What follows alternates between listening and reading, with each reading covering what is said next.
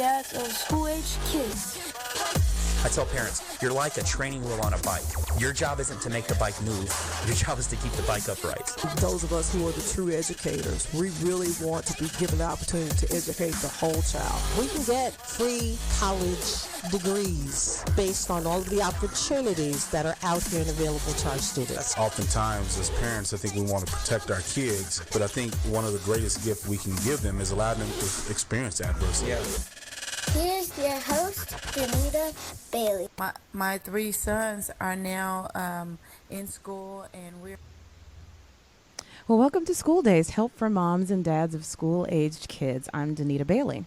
I wanted to start out by telling you all that today is the anniversary of Noggin Educational Foundation. School Days is sponsored by Noggin, and 4 years ago today we became official. As most of you know, my husband David is a teacher, and after years of watching him work with students from different backgrounds and walks of life, God developed in me a passion to help students that didn't have access to a quality education or educational resources that they truly needed. So today, October 15th, is our anniversary. We'd love for you to know more about what we do and why we're passionate about serving these students. So you can do that by going to Noggin, that's Noggin, foundation.org. So without further ado, let's talk about our show today. School systems used to be one size fits all. There was pretty much one option, but this didn't always work for all students. These days, parents have an array of options available to them, and they're able to make choices that work best for their children. But the question is, which choice is the right one? So we talked to Rochelle, who's a mother of three, and we talked about her journey of school choice, and here's what she had to say. They're having a difficult time finding the right fit for them. They have been through private school, charter school, public school, and even homeschooled. I find that each child is different and that I have to find the right fit for my children. I don't know exactly where our path will take us, but I know that I'm having a child that's already been diagnosed with speech and another one with dyslexia. I'm going to have to be very intentional on advocating for my sons in order for them to get the services that they need. Whatever it takes for my sons to be successful, I'm willing to do. I would advise every parent to do your research, find out what your children's learning style is, find out the best way to help your children in this process so that you can be their advocate, so you can be your support system for them, and also so that you can get the support you need in order to finish the journey. My three sons are now... So before we go any further, let me just say that it does take a village. If you hear a great parenting tip or nugget of advice, share it with your parent friends. Facebook it, Instagram it, tweet it, link it in, add the hashtag School Days Show or hashtag I am School Days. And as always, we do want you to be a part of the show. So if you have any questions or comments, head to our Facebook page at Noggin, that's Noggin Foundation, and find our Facebook Live. There you can drop us a comment or a question. So let me just take a second to introduce our guest. We have today with us Andrew Campanella. He's the president of National School Choice Week, the largest public awareness effort in the U.S., focusing on the opportunity for kids in K through 12 education. With the goal of informing parents of their school choice options, Andrew and the NSCW team work with more than 21,000 schools annually, along with thousands of organizations and homeschooling groups. Andrew is the author of the forthcoming book, The School Choice Roadmap, 7 Steps to Finding the Right School for Your Child, a guidebook that will help parents identify education environments that meet their children's needs. Prior to joining NSCW, Andrew served in senior level positions at the American Federation for Children and the Alliance for School Choice. He grew up in Southern New Jersey, graduated from American University in Washington, D.C., and now lives in Florida. So thanks so much for joining us. Thank you so much for having me, Danita. I really appreciate it. Yeah. Okay, well, let's just jump right in. Tell us, what is National School Choice Week? Well, every child across this country deserves an excellent, effective education, an education that is tailored to his or her individual, unique needs. And we want parents to be able to look around and find schools and learning environments that meet the unique needs of their kids. So we created National School Choice Week 10 years ago, and National School Choice Week is a time when parents all across the country can look at all the different options available for their children's education. And it gives them enough time to visit schools, apply to schools, and make choices for the upcoming school year. So whether you're a parent of a child who's just starting out in school and going to kindergarten or first grade, or a parent who might want to pick a different learning environment for your child, you can use National School Choice Week to look into these options. And during the week, parents work together to explore their options. Schools plan open houses and school tours and so many other different types of events so that parents can learn about different options in their communities. And this upcoming January 26th through February 1st, we'll be celebrating the 10th annual National School Choice Week with 50,000 events and activities all across America. That's great. I've seen some of the videos. What's the significance of the yellow scarves that all the children are wearing? Well, it's in January, so it's freezing cold in a lot of places, and we wanted to give something to people that was bright, that was exciting, and was fun, and could be worn in the cold, and was useful too. So scarves were the ideal choice, and they're yellow because yellow is an optimistic color. It reminds you of a school bus, and you cannot miss these scarves when you're wearing them. That's true. Tell us, what are the different types of school environments that are options to as parents? Well, parents across the country today in the United States have more choices for their children's education in grades K through 12 than at any other time in history.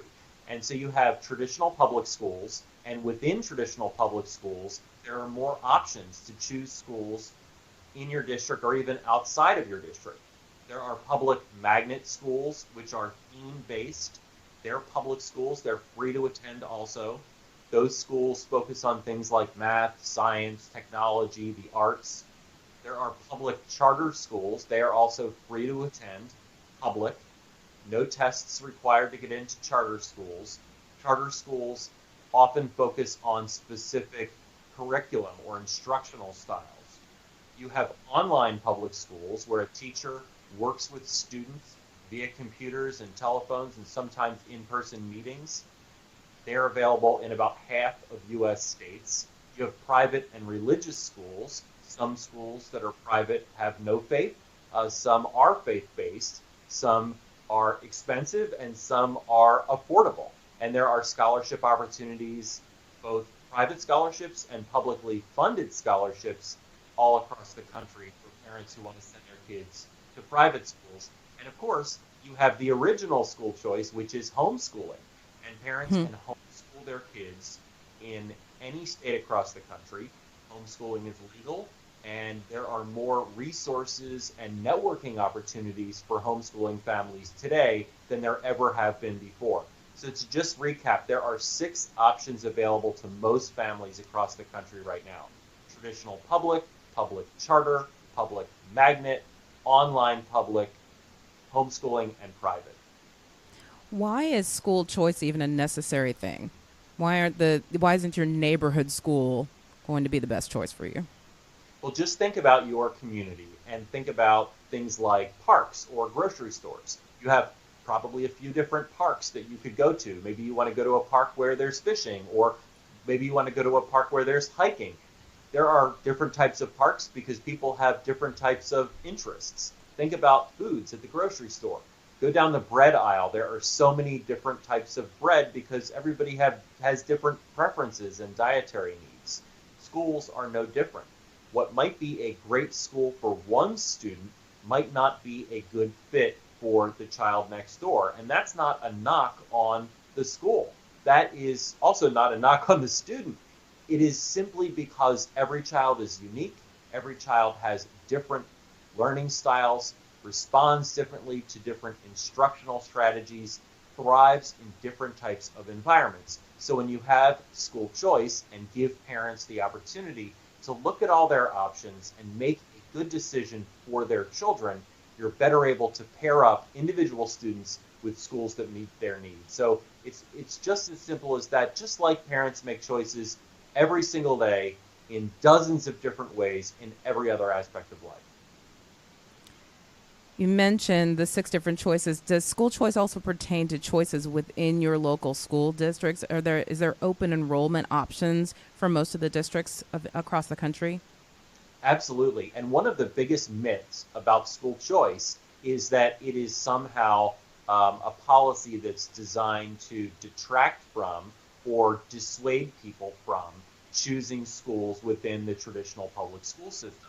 The reality is, we at National School Choice Week work with districts all across the country, and traditional public schools are an essential component to school choice because there are more traditional public schools out there than any other type of school. Right. And so parents, with the difference I would say now is there are more options within the district school systems where parents can choose more than just one school in their district, not just the school they were assigned based on their zip code. In some states, you can choose any school within your district, and districts are required to make those choices available to families through state open enrollment laws. In other states, districts are required to let students in regardless of where they live, even if they live in a different district. So in about 21 states, districts are required to let parents choose within the district, and in 22 states, districts are required to accept students regardless of where they live, in the district, outside the district, etc. Of course, there are always some limitations and always some different rules governing open enrollment, but there are more options like that available than there ever have been. Right. That's good. What is an ideal time to start looking? If you're thinking about making a change, when do you want to start doing that? So if you're looking to choose your child's first school, or if you're looking to change schools, maybe you're moving or your child's in a school that is not a good fit for she or he, I encourage parents to start in the winter. And that's one of the reasons that National School Choice Week takes place in January. Because if you start in the winter, you have enough time to go through sort of the 7 steps of choosing a good school for your child, or learning environment, because you might end up choosing homeschooling. If you start in the winter, start in January, you'll have enough time to visit schools, ask questions, do your research, narrow down your options, and enroll. I'm glad you said that there are 7 steps. What are those 7 steps for choosing a school? Okay, so these are the steps that I recommend, and they are from my book, which you mentioned in the introduction, which is coming out on January 20th. The School Choice Roadmap, 7 steps to choosing, to finding the right school for your child. And the first step is to really take stock of your own education experiences as a parent. Because parents go into the school choice process, navigating all their options with their own ideas about education based on the education they receive. So I encourage parents to look back, think about what you learned most, what you wish you learned but didn't learn, what environments worked well for you, and then think about how your child is similar or different from you are. And think about, if you're still in the same area where you went to school, how schools in your area have changed over time. Remembering that schools can change for better or worse very quickly. So that's step 1. And then step 2 is really about your child, identifying who and what you want your child to be. And that's not being a doctor or a fireman or a lawyer or whatever. It's the type of person you want your child to turn out to be, and what values you as parents find important, what principles you have, what environments you think your child will thrive in based on your own experiences. A lot of parents go into the school search process thinking that they wish they knew more about education. What I tell them is, you know more about the most important thing in this process. That thing is not a thing, it's your child. Right. You are an expert about your child and your child's needs. So step 2 is to really evaluate those needs and evaluate what environment your child or environments your child would thrive in. Step 3 is to get into the specifics about what you want and need in a school. There are some needs that every parent shares. You want your child to learn at school. You want your child to be safe at school. You want your child to be happy at school. And happiness is not something that is going to happen every single day in school, but it should happen more often than not. You want your kid to come home excited about learning as often as possible. You want your child to feel respected at school, and you as a parent want to be respected in school too. And the fifth thing that sort of wraps all this up is you want the feeling of success and the reality of success. You want your child succeeding and progressing in school and to the next grade level. So you're going to look at all the needs and wants, what you need and what you want. Some of the wants are really specific. For example, perhaps you want your child to be in a language immersion program and you want to find a school that offers that. Perhaps you want your child or your child wants to take a specific course or participate in an extracurricular activity. Make a big list of all these needs and wants. So that is step 3. Step 4 is to make another big list, and this time it's of all the schools in your area. You're going to make the list, you're going to research these schools online, you're going to strike some schools off the list based on your research, and you are going to make a short list of schools that you either want to visit, in the case of bricks and mortar schools with physical locations, call and interview in the case of virtual or online schools. And you want to consider homeschooling too, so you want to take time during this step to look up all the rules, all the policies, and all the opportunities for homeschoolers in your state. Step 5 is to actually go on those school tours. And when you're on a tour, ask as many questions as possible to see if those schools will be a good fit. Step 6 is to evaluate all of your options based on your initial research, based on your school tours, based on conversations with your family, etc. Narrow it down to about 3 schools. And step 7 is to decide, apply, and enroll. Let me ask you about the school visit. What should I be looking for in the school visit? What kind of things can I ask for that maybe some parents don't think about? So the one biggest piece of advice I would have about school tours and visits, well, there are actually a bunch of things, and they're in the book, but I'll share a few of them, is number one, they are really important. Visiting a school and getting a sense of what that school offers and how they treat parents and kids is incredibly important to this process. So don't skip the tours. The second thing I would say is pretend that you are on a scavenger hunt when you are on a school tour, and your goal is to search for signs of learning and success.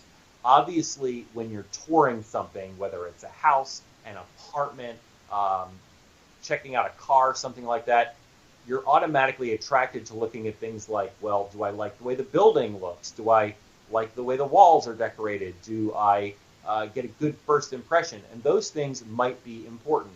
But at a school, you want to focus on learning. You want to see how teachers are treating students. You want to ask questions based on your list of needs and wants that you developed earlier in this process. And you want to take as many notes as possible, because if you go on a bunch of school tours, all these tours might start to blend together in your mind at the end of the process.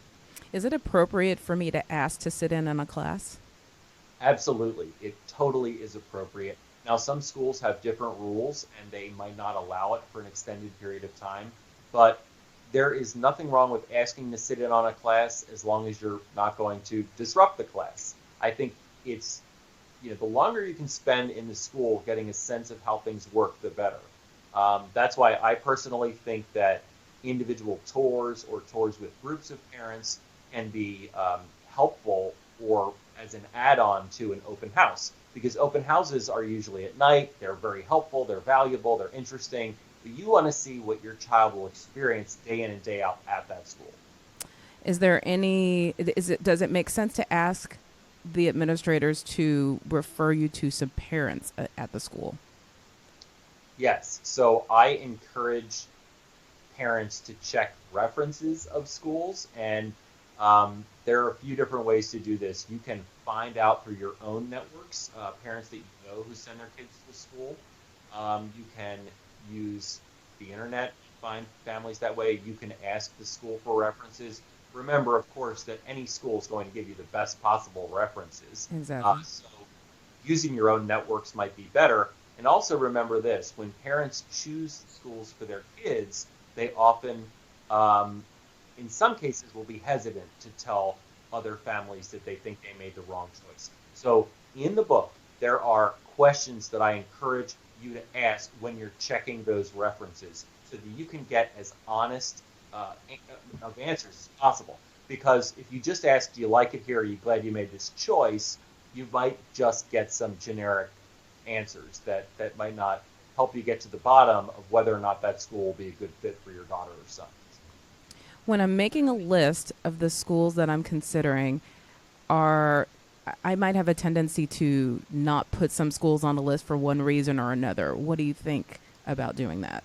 Should I consider some that maybe I might not be thinking are good choices? Yeah, well, so there are a few examples of this that make sense in both ways. You know, including schools you might not ordinarily consider, and then excluding schools that you know you would never send your child to for whatever reason. For example, if you're of one faith and you know you're not going to send your child to a school of a different faith, and you're looking at religious schools, you would exclude some of those schools from your list. But I encourage parents, don't leave schools off your list for reasons of cost and reasons of worrying about your child getting in. Only a few types of schools require tests for enrollment. Traditional public schools do not. They never do. Charter schools do not. They never do. Online public schools do not, and they never do. Some magnet schools, 25% of magnet schools require tests, 75% don't. So those four types of schools are also completely and totally tuition free. So when you think about traditional public schools, public charter schools, magnet schools, and online public schools, they are always free, never charge tuition, not allowed to. Private schools, people will say, well, I'm going to exclude private schools because I can't afford tuition. I encourage you to include them on your list if you're interested in them, because there are so many scholarship opportunities available, whether they're academic scholarships or need-based scholarships or state-funded tax credit scholarships or opportunity scholarships, you name it, there are a lot of options available. And even if you're not certain that you'll be getting a scholarship, why limit your options? So I think having a big, comprehensive list is helpful, but obviously if you know some schools will not be a good fit, don't include them. Let's talk about the different options specifically. First of all, charter schools. What's the difference between a charter and a public school? Okay, so for a parent who is choosing a school, you might not see many of the differences immediately. A charter school is similar to a district school or a traditional public school in the following ways. Free to attend, no testing to get in, has to enroll every child who applies as long as there's room. They're also subject to the same laws and regulations related to certified teachers and accreditation if the state has those rules, etc. What's different is that charter schools only open and grow based on parent demand. So if a charter school opens in your community and nobody is interested in sending their child to it, the charter school will close. It's a demand-based school.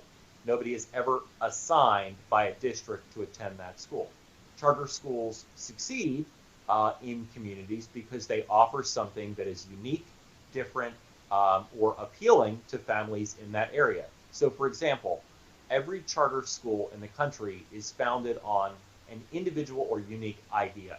One school might be founded on the idea that small class sizes are better, and that's the theory that the founders of that school had. So they opened a school focused on that. Another school might be founded on a completely different theory that focusing on reading in the early grades is the way to accelerate academic achievement. Another school might be focused on inquiry-based learning, where kids ask lots of questions, and based on those questions, a path for learning develops for them. So every charter school has a different approach. It's not always a theme, but it's a different academic approach. In traditional public schools, there are different approaches, but usually within a district, those approaches are standardized across all the schools in that district. How are charter schools held accountable? Charter schools are held accountable because what a charter is, and people wonder, why do they call them this, charter schools? A charter is basically a contract with either a school district, a college or university, a mayor's office, whoever created the school creates a contract with a nonprofit organization that wants to run the school. Often that nonprofit was created by public school teachers or teachers from any type of school who wanted to start their own school. And they create this contract with the organization that creates them, which is called an authorizer. And in that contract, which is called a charter, it spells out the specific benchmarks that the school needs to meet in order to stay open, whether it's academic benchmarks, financial benchmarks, enrollment benchmarks, etc. And if schools don't meet those benchmarks, they are held accountable by their authorizer, by the people who allowed the school to open, up to and including closing the school if they don't meet those benchmarks. So when you hear about charter schools closing, it is always sad to see a school close, but it means that accountability mechanisms are working. That's great. In some cases, it's unfair.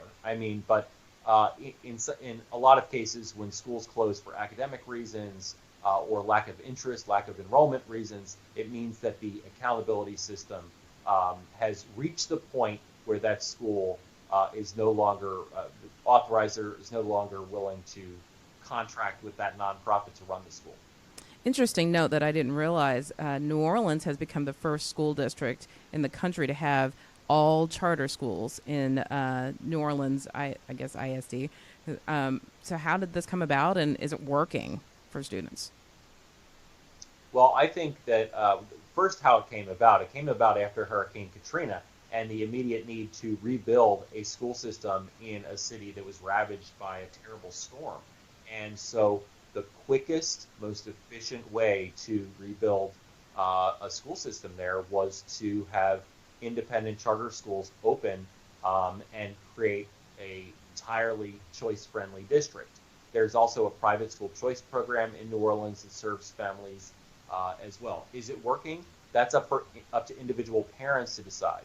I believe that the idea of having choices and giving families choices is in and of itself one of the most important factors in education, because if a parent can find a school that meets their children's needs and wants and likes and make them happy and successful, that to me is a big win. So you would have to ask individual families if it's working for them. Mm-hmm. I think choice in and of itself is definitely something to strive for. Moving on to another option, what are the benefits of going to a private school? Well, the benefits of going to a private school will vary based on your child's needs and interests. And one of the things that I talk about in my book is that what it makes a good school is what is right for your child.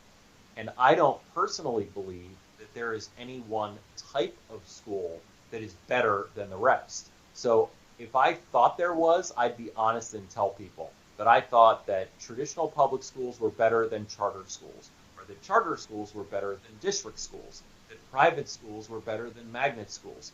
I personally don't believe that. I have seen students in all different types of education environments thriving.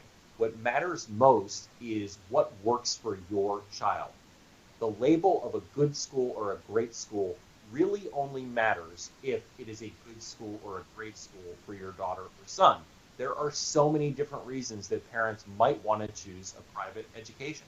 It could be academics. It could be safety. It could be the discipline at the schools. It could be more structured school day. It could be smaller or larger class sizes. It could be a specific academic focus. It could be extracurricular activities. So it really runs the gamut. And I don't want to evade your question here, but I do believe that I do believe in avoiding cookie cutter answers when it comes to education, because every child is unique, and I want to give people as honest of a perspective as I can. One thing to note about private schools is that they're not required to provide special education programming. So what do parents of children with special needs and learning disabilities and things like that need to know when they're considering a switch to that? That's a really good point. And another thing to note is that even though federal law does not require that, there are so many private schools that have been established just to serve students with disabilities or special learning needs. And I've visited some of those schools. I've talked with them for our National School Choice Week newsletter highlighting happiness. And I have been absolutely inspired by so many of these schools. They are doing incredible work. And in fact, in many cases, traditional public schools, in some cases rather, traditional public schools, if they cannot serve a child with a disability or with special learning needs or differences, they will do what's called an outplacement and put that child in a private school at the district's expense. So just because the law does not require private schools to serve students who have IEPs, individualized education plans, does not mean that those schools do not provide those services. However, if you are looking at schools, you need to make sure you ask a lot of questions, especially if your child does learn differently. And I encourage people in the book, I have a bunch of different questions that families can ask, including, give me an example of how a child who has a similar learning difference has succeeded in this school and how you got that child to succeed. You don't just want to ask general questions about, do you accept students with special learning needs? You want to get specific so that you can get as good of an answer as possible so that you can make the best decision for your child as possible. Let's take just a quick pause to say that if you have any questions or comments for our guest, Andrew Campanella, with the National School Choice Week, we are not actually taking calls today, but you can find us on our Facebook Live. That's at Noggin Foundation, Noggin Foundation, and we would love to hear from you guys. So tell us what a magnet school is. A magnet school is a theme-based public school. So magnet schools are free to attend. Some of them, you have to take a test, your child has to take a test, or meet some academic benchmarks in order to get into it. These schools usually cover students in one district or in a group of districts. And I have seen magnet schools that have focused on the most exciting and interesting themes, everything from arts, science, technology, aviation, medical sciences, performing arts. I mean, when you walk into a magnet school, you're immediately overwhelmed and inspired because you immediately feel the theme of that school. And I find magnet schools to be really interesting and really exciting. And they don't get talked about a lot as an important school choice option, but there are thousands of them all across the country. And I encourage parents to consider them when they're looking at their children's options. And you qualify for in many different ways. One is the lottery system, and then auditions and things like that. In some cases, in 3/4 of the schools, magnet schools, they let every student in as long as there's space. There's no requirements, no auditions required, no testing required. Now, you brought up a good point about lottery systems, and what's that all about? So some of these schools that we're talking about, whether it's a charter school or a magnet school, or in some cases, traditional district schools, depending on the area, if there are not enough seats in that school to meet the demand of parents, so if you have 100 seats and 1,000 parents want to send their kids to that school, how do you figure out which 100 kids get to go to that school? Well, in charter schools, they're required to hold what's called a randomized lottery. And it's a lottery where they basically, essentially, pick numbers out of a hat or pick numbers out of a computerized hat to determine which students can go to that school. So charter schools aren't allowed to say, hey, look, we want these kids over here in this group because they tested better, or we want these kids over here because they'd be better on sports teams. That's not allowed. That's against the law. So the lottery system is designed to even the playing field and make sure that everybody who applies has an equal opportunity to get accepted to that school. A lot of magnet schools operate on the same type of system. Okay. We actually did an entire show about homeschooling. So if you're listening, I encourage you to go back and listen to the moms that we talked about that homeschool. But I'd like to know a little bit more about online academies because we really didn't cover that much. Yeah, so online academies are another type of school that's incredibly inspiring and inspirational. And frankly, I find inspirational schools everywhere throughout all 6 sectors of education. And I have the great privilege of being able to talk to school leaders every single day. So I'm inspired by so many things out there. I think that we're entering the golden age of public and private education in America. Online education is one of the next frontiers. If you hand an iPhone, an iPad, any digital device to even a young child, they almost instinctively know how to use it. I just don't know how it works. I don't know how these kids know how to use these devices.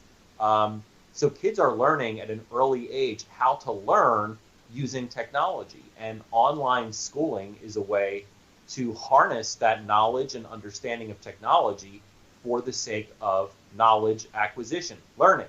And students are paired with teachers online. They often get to set their own school day schedule. They can log in at certain times, talk with their teachers, interact with their classes, go through other exercise modules. And there are a lot of different ways that online schooling is administered. Some of them are more structured, some of them are less structured. Some of them have a set schedule, some of them allow students to set their own schedule. So students who are in the younger grades are often coached by their parents, but they still work with a teacher online. Students in the older grades are more independent in their learning.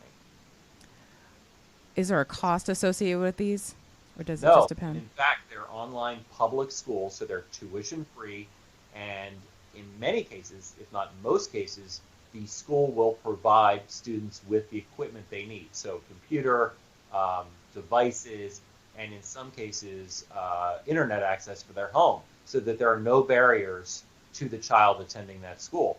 The one thing I will say to families is online schooling is not necessarily easier. And what some people think when they think of online schooling is, well, you're just clocking in and clocking out. Every student and parent I've talked to who has either attended or sent their child to an online school has said that it's rigorous and it's demanding, and it's just like the education you'd get in a traditional bricks and mortar environment. It's just more customized and more self-paced. The other thing I would tell people is don't assume that just because your child is taking classes online that he or she will not be able to make friends or socialize. There are a ton of activities and groups and extracurricular functions that are created just for students who are in online schools. So there are a lot of opportunities for socializing if you choose the virtual school route. So do some of the parents that provide online learning for their students participate in some of these homeschool co-ops, just like traditional homeschool moms and dads? In some cases, yes. So you did the episode, the podcast on homeschooling, so I'm sure you talked all about the different resources available. There's similar resources available for virtual school families. Sometimes virtual school families will participate in homeschooling co-ops and homeschooling groups and things like that. Other times they consider themselves fully virtual school families and they stick with the virtual school resources, etc.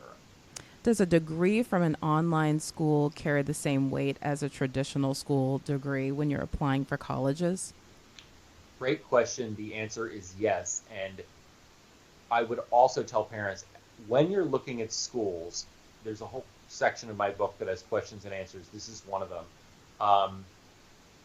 I would say focus more on whether your child will learn and get a good education at the school you're looking at rather than college prospects down the road. It used to be that there were more challenges for homeschooling families, virtual schooling families, and students who attended schools that were different than traditional district schools or private schools in getting into college. That is really no longer the case for the vast majority of colleges. Now, if you're looking at elite private universities, they still do have what are called feeder schools in some cities across the country. These are highly ranked magnet schools or public schools or private schools where they get a lot of their students from. Nothing is going to change about that system in terms of admissions, but then again, we hear with all these admissions scandals going on, a need for a shakeup in college admissions in general. So maybe there will be a change. Long answer to your short question is the type of school you send your child to, as long as the school is following state law, should not have an impact on your child's college admissions chances. Now, this is something, though, because we're in Texas, we don't get an opportunity to participate in, but there are a lot of state-funded resources that are available to parents across the country to help pay for private school tuition. So Right. can you talk about what those options are and how parents can take advantage of those? Certainly. So in more than half of U.S. states, there are publicly funded private school tuition assistance programs. What this means is that the states sponsor a program to help families afford private school tuition.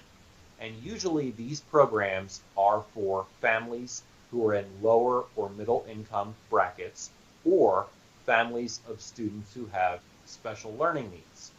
So the way these programs work is in any number of ways. There are actually a lot of different ways they work. In some cases, the state provides taxpayer money that parents can then identify where they want to send their child to school, up to a certain amount of money. In other cases, nonprofit organizations get get donations from companies, and those companies get a state tax break for donating essentially tuition money that parents can use. And so parents go to the organizations that the companies donated to, and those organizations help them apply to schools and get scholarships. So some of these things are called opportunity scholarships, tax credit scholarships, special needs scholarships. There's also tuition tax credit deductions, where you can write off a portion of private school off your state income tax, things like that. Here in Florida, where I live, there are several programs. We have a program that allows low-income families to get tuition assistance that's funded by companies and administered by a statewide organization called Step Up for Students. There are a few other programs. Empowerment scholarships is one of those programs, and then there's a McKay scholarship program. One of them focuses on students who were previously bullied.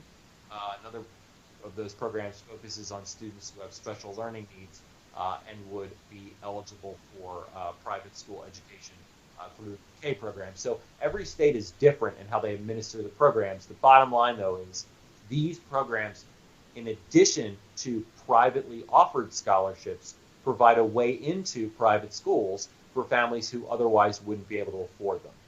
And some of the states are much more generous than others. Yes. In Minnesota, they offer deductions between $1,600 and $2,500 per kid.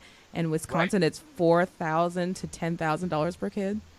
Yeah, and for example, in Washington, D.C., it's $7,500 for a D.C. Opportunity Scholarship to send your child to a private school.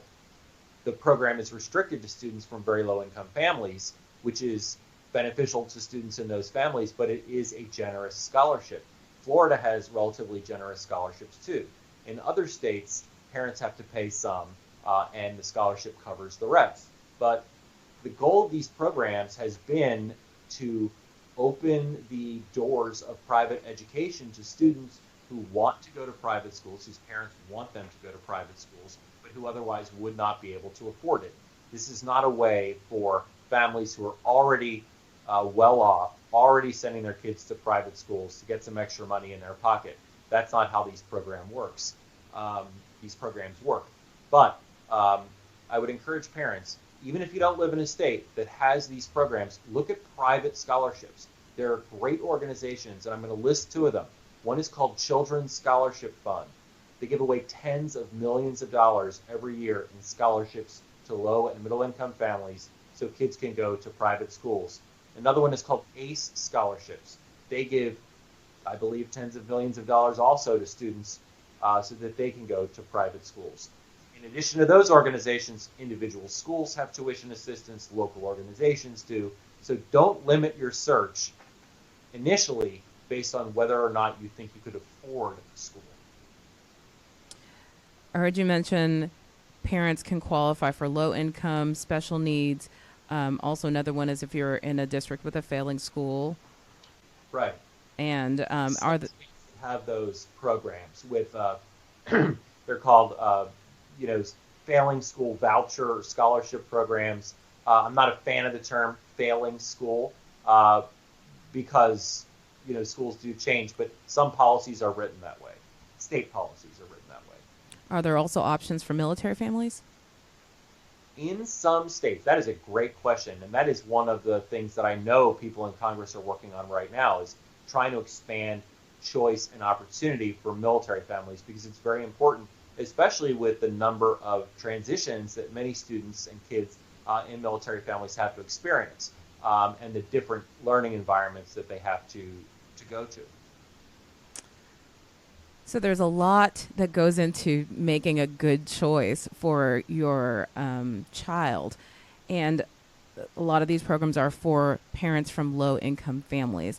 And we know that many times parents from low-income families don't have a whole lot of time. They may be working a couple of jobs. They may not be incredibly educated about their different options. Are there options for families that are low income to be a little bit more hands-on and get some help in making these choices? Absolutely. And not to do another shameless plug, but this is one of the reasons I wrote the book, School Choice Roadmap, 7 Steps to Finding the Right School for Your Child. The reason I wrote the book is because parents have come up to me and said, listen, I know I want what is best for my kids, but sometimes education can seem really confusing. And can you just point me in the right direction and explain some of the similarities and the differences between these types of schools and how to narrow down your options? And I kept looking around to point them in a direction that they've asked for, and found that there wasn't anything. And I've been working in school choice now for 15 years, and I was a bit shocked that, you know, we talk about it and we let parents know about their options, but there wasn't really anything out there to help parents navigate the whole school search process. And I don't think that parents, whether they're rich, whether they're poor, or whether they're somewhere in between, need their hands held throughout this process, but they do need information, and they do need helpful tips that were provided by other families who've gone through this. Everybody makes better choices with that information, no matter what we're choosing. So I wrote the book based on sort of those principles and with those goals in mind. And there are, however, even though there wasn't much information out there before this book, there have been organizations, and there are organizations.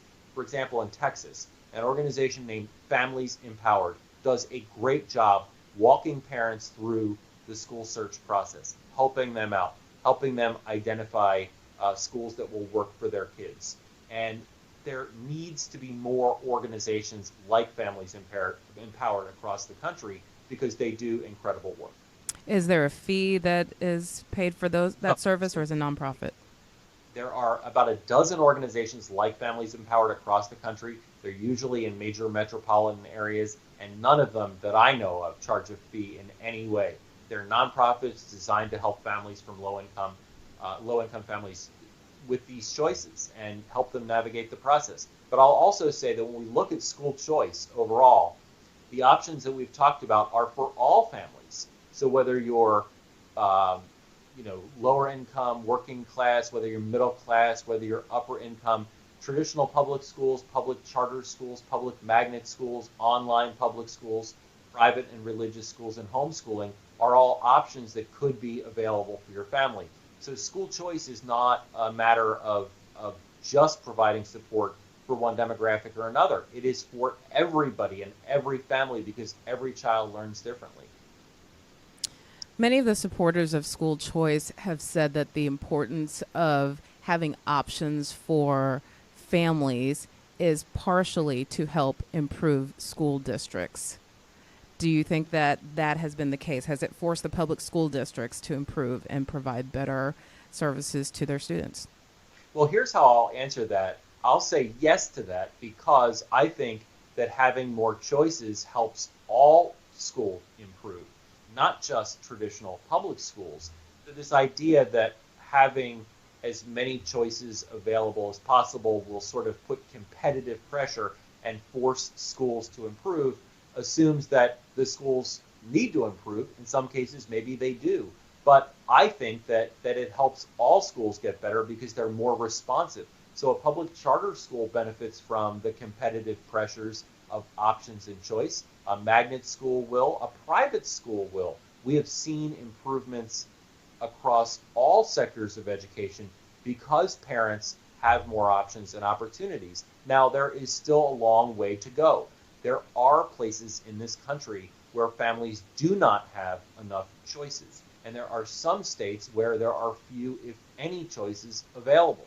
And so I would think that competitive pressure would provide not only more opportunities for families there, but an increased level of quality among those choices as well. There's a lot of controversy about charter schools taking money from public schools. What would your response be to that? I would say that if people did not want charter schools for their children and they did not want a charter school in their community because it wasn't a good fit for kids there, that charter school never would have opened anyway or stayed open. And so charter schools are public schools and they're publicly funded, just like a district school is. The only reason charter schools stay open are because families choose them. And so if someone doesn't like a charter school in their community, they don't have to send their child to it. But other families might like it. And so when a child attends a charter school, that student isn't attending another school nearby. And if the funding follows the child to the school where the parents want the child to go, that means we're spending our tax dollars wisely because families are getting to choose where their kids' tax dollars and education funding is going. Does the government provide the same amount of funding for a charter school student as they do public school students? In many cases, no. And in fact, in many cases, charter schools get a lower share of the per pupil expenses for student education than traditional public schools do. And that's something that charter school advocates in state after state are trying to increase. You know, they want more funding for students in those schools. They want funding for the construction of charter school facilities in some cases. There's always going to be fights over funding in education. There always have been. And I think there always will be. To me, the bottom line is let's have a system that is well funded but provides as many opportunities and as many options to families as possible so that every child or as many kids as possible can get an education that meets their unique needs and inspires them to learn, to be happy, and to succeed. And last question, and I'm glad you said that. What can we do as parents to advocate for improved and expanded school choices where we are?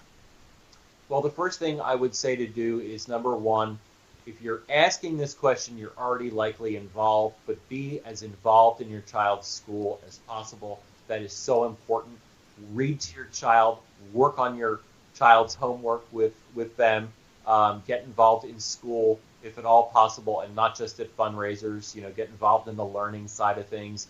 And if you're doing all that, and this has really been very fascinating and a lot of useful information, and we appreciate your time. Unfortunately, we are out of time, but thank you so much. I appreciate it. Yeah, we always want to let you know what's going on with Noggin at this time, and we did say that it is our anniversary. So if you want to know more about Noggin Education, go to noggineducationalfoundation.org and find out how you can get involved and kind of some of the things that we're doing. And next week, our show will be a hot topic of school safety. Joining us will be Mansfield Chief of Police Tracy Aaron to discuss the state of safety in our schools and how parents can advocate for the protection of their children. Make sure you share that with your parent friends about next week. As always, head to our website, schooldayshow.com, for more information. And remember, you don't ever have to miss a show. Find us on Spotify, Apple Podcasts, Google Play Music, and pretty much anywhere you listen to your favorite podcasts. And last but not least, we always want to end the show by saying that David and I are parenting by grace. We depend on God to give us the strength and the wisdom that we need to raise our kids into flourishing adults. And if you want to know more about that, email us at info@schooldayshow.com. And always remember, go to our website for any of the resources that we've mentioned on the show. Andrew does have a book coming up. When can we order the book? January, you can order it right now. It's on Amazon, Barnes & Noble, Target, you name it. And it's coming out on January 20th. On January 20th. Okay, well, we will be looking out for that. Thanks so much for joining us. And everyone, have a great week.